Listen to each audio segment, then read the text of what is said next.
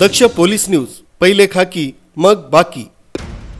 नाशिक शहर पोलीस आयुक्त संदीप कर्णिक यांनी गुंडाविरोधी पथक यांना नाशिक शहरातील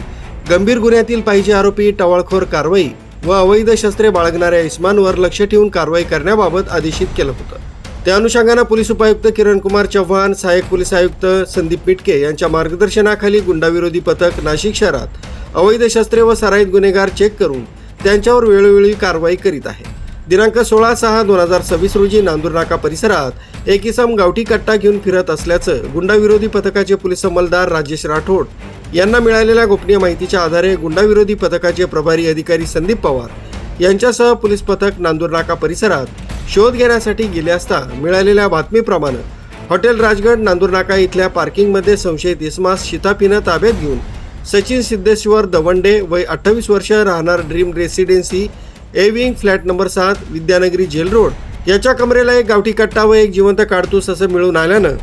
त्यास ताब्यात घेऊन आडगाव पोलीस ठाणे इथं आर्म ॲक्ट प्रमाणे गुन्हा नोंद करण्यात आला। सदरची कामगिरी नाशिक शहर पोलीस आयुक्त संदीप कर्णिक, पोलीस उपायुक्त किरण कुमार चव्हाण, सहाय्यक पोलीस आयुक्त संदीप मिटके